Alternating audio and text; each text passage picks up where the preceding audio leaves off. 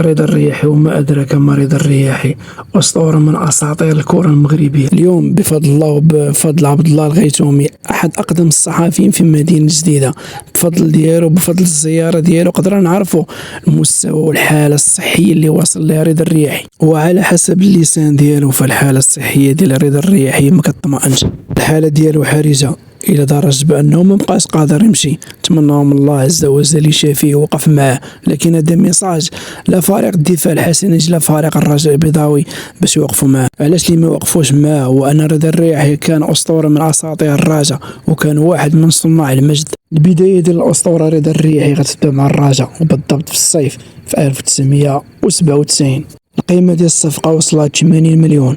انا كنتخيل رضا الرياحي في هذا الزمان وفي هذا الوقت دابا، انا متاكد بانه غادي يسوى الملايير. اول ماتش غادي يلعب مع الرجاء هو ضد اتحاد طنجة، وغيتلعب ماتش في دونور، والماتش غيسالي ب1-1 وغادي يماركي نسير عبد الكريم. اول مقابله افريقيه غادي يلعب رضا الرياحي مع الرجاء كان ضد اتحاد العاصمه، وذلك بالضبط في دور المجموعات لكاس افريقيا في 1997، وغادي يسالي الماتش اللي هي ب2-2 غادي يماركي نزير وفهمي. اول هدف قاري غادي يماركي رضا الرياحي مع الرجاء، وذلك بالضبط ضد فريق بريميرو اوغوست الانغولي، وغيسالي الماتش ب4-0. رضا الرياحي غادي يماركي واحد الكوفرة خاسرة بزاف. واخر هدف قاري ماركاه مع الرجاء ذلك ضد الاهلي المصري في دونور، وسال الماتش ب1-1 ذلك في عصبة الابطال 98.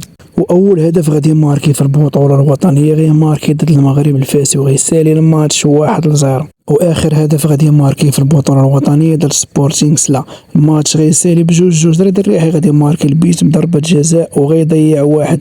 في هذا الماتش هذا مستودع هو اللي غادي يجيب الثاني في دقيقه 94. الشاهد اللي غادي يشد واحد البيلانتي خاسر في الموسم ديال البطوله كان ما بين 98 و 93. اول احتراف ديال رضا الرياحي غادي يحترف في الشارقه، غيضرب معاهم 6 اشهر من بعد غادي يرجع في 2000 وغيلعب مع الرجاء المونديال في البرازيل وما وقع في البرازيل.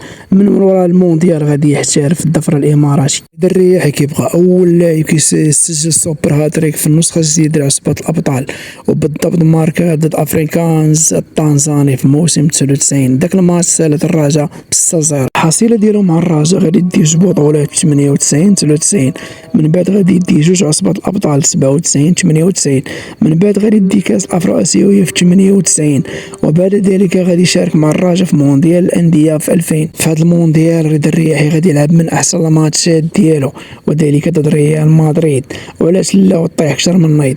رضا الرياحي غادي يبقى من احسن الاساطير اللي دازوا في الرجاء ومن اعز الانسان بالنسبه ليا. نتمنى من الله يشافيه وما تخافش فاحنا معاك.